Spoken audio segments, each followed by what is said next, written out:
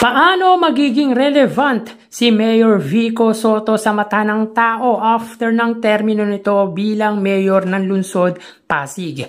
Iyan ang pag-uusapan natin patungkol sa kinabibiliban, hinahangaan at pinakamahusay na punong lungsod sa bansa ngayong araw po. Pero bago natin umpisang pag-usapan yan mga kaparokya ay humiling ako na pakisubscribe ang aking YouTube channel, paki-like and share na rin po mga kaparokya para mas dumami pa po ang makapanood ng content natin. Maraming salamat po sa inyong mga kaparokya at maraming salamat din po sa mga OFW na kababayan nating nagtatrabaho abroad.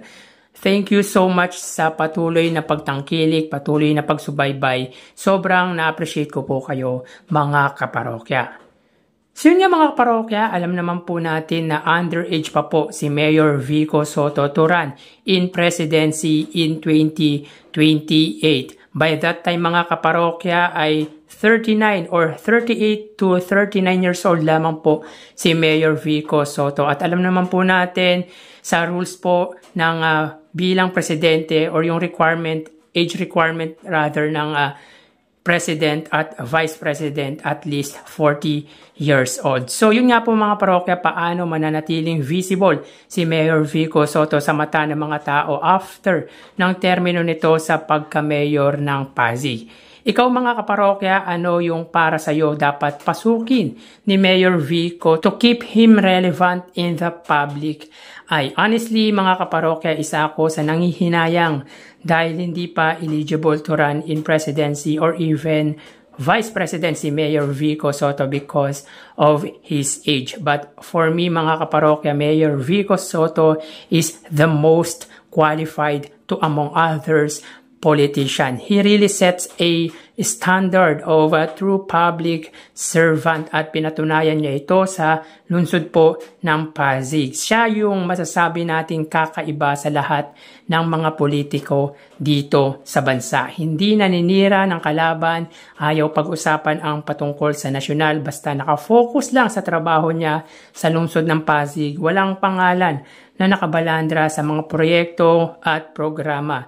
Talagang ang trabaho po mga kaparokya ay para sa tao. Nakakalungkot man mga kaparokya isipin ay matatapos ang termino ng butihing mayor. Pero para sa iyo mga kaparokya, ano ang next step or next na tutunguhin ni Mayor Vico Sotto to keep him relevant or yung para di siya makalimutan ng tao? Siyempre, ang iisipin ng nakararami since eligible naman po siya tumakbo in Senate ay tumakbo po siya bilang senador or pwede rin po bilang congressional or pwede rin pong ipurso niya po ang degree niya as lawyer since alam naman po natin na graduate po ng political science si Mayor Vico Sotto sa Ateneo. Or pwede rin naman pong magtrabaho siya sa sangay ng gobyerno.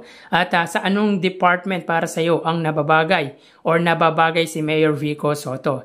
Anyways, para sa akin, negative na siya sa Senado. Bakit kanyo? Dahil bukod sa hindi siya interesado, ay nasa Senate na po si Tito Sotto. Si Tito Sotto po ay uncle ni Mayor Vico Sotto, na kapatid po ng ama niyang si Bossing Vic Sotto. Knowing naman na si Mayor Vico Sotto doesn't want to have a relative sa isang posisyon. Ayaw niya ng political dynasty. And of course, ayaw din naman niyang tumakbo sa Congress dahil sabi niya ay wala naman daw po siyang gagawin doon. Ayaw naman kay Mayor Vico Sotto, sa isang interview ay magtuturo na lang daw siya ng mga young leader dahil mas maraming magagaling na batang leader na hindi nare-recognize. Pero marami daw magagaling na batang leader dito sa bansa. So yun po ang ifo-focus niya. So pagtuturo ang isa sa naiisip nito at pwedeng ipurso din ang abogasya after his term sa lungsod po ng Pasig. DILG Secretary ang best department para sa akin if ever na magtrabaho siya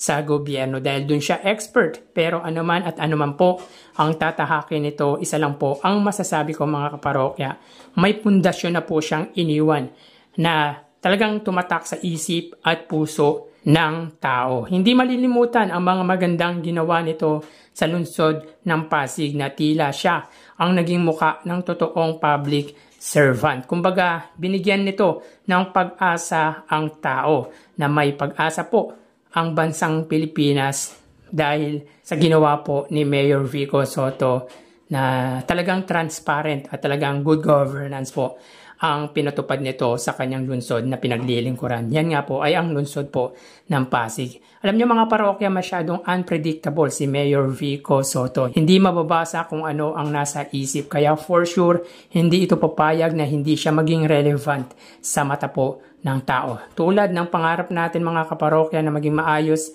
ang bansa ng Pilipinas, for sure, pangarap din po ng butihing mayor na maging maganda ang bansa. Minsan okay din ang makapagpahinga po si Mayor Vico Sotto para mapag-aralan pa ang gagawin nito sa ating bansa. So kayo mga parokya, ano sa palagay ninyo ang pwedeng tahaki ni Mayor Vico Sotto? Paki-comment naman po ang sagot ninyo sa comment section ng video na ito. So hanggang dito na lang po tayo mga parokya. Mag-iingat po tayo palagi. Thank you and God bless.